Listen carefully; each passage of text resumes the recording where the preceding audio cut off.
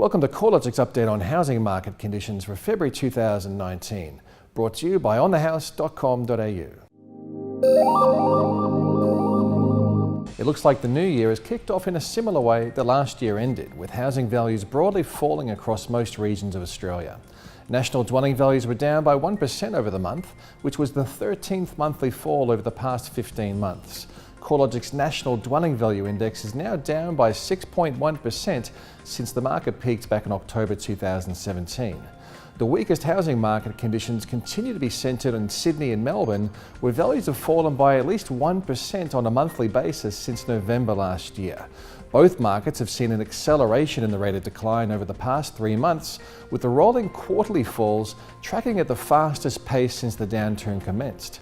Sydney dwelling values were down by 4.5% over the 3 months ending January 2019, and Melbourne values were 4% lower.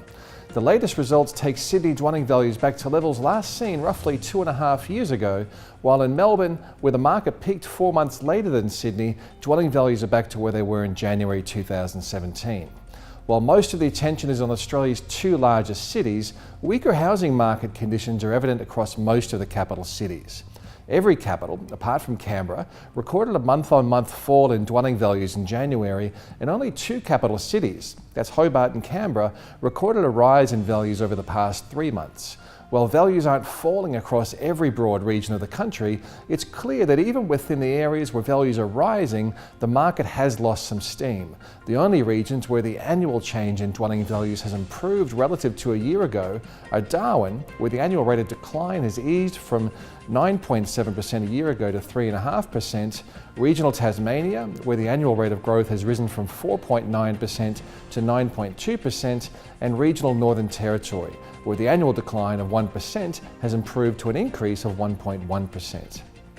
The regional markets are generally showing healthier conditions relative to the capitals.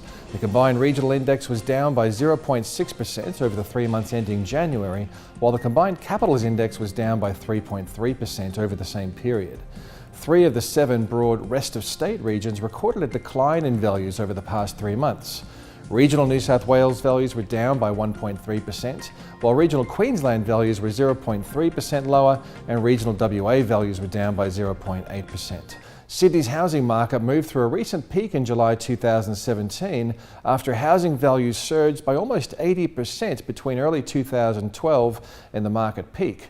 Since that time, values have been falling, declining by 12.3% through to the end of January. The latest falls take Sydney dwelling values back to levels last seen roughly 2.5 years ago.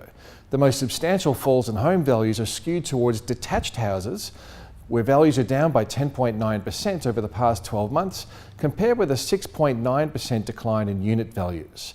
The better performance across the unit sector is likely attributable to the lower price points, which are attractive to first home buyers. January can be a hard month to read the housing market due to low levels of activity. However, the recent trend in housing market data has generally weakened over the past 3 months, with the pace of decline accelerating across markets already in their down phase and growth generally moderating in other areas.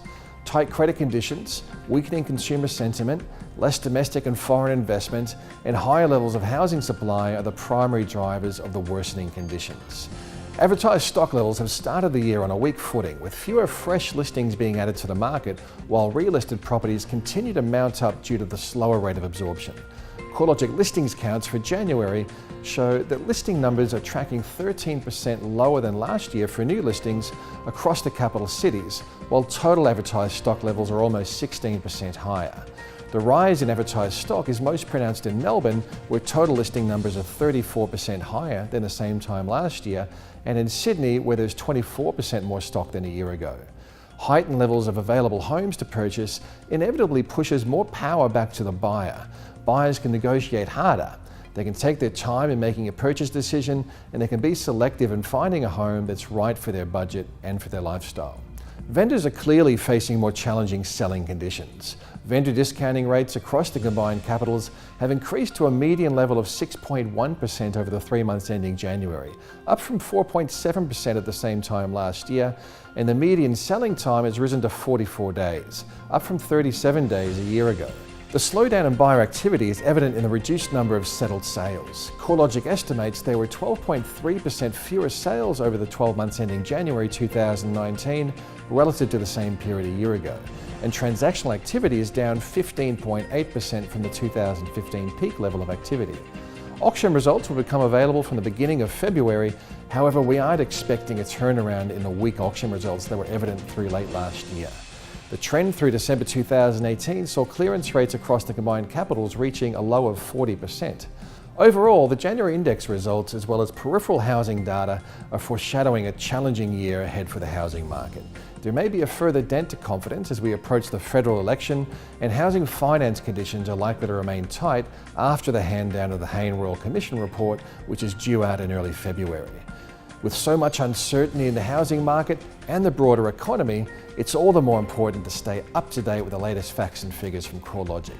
Stay up to date with our research and our commentary at www.corelogic.com.au.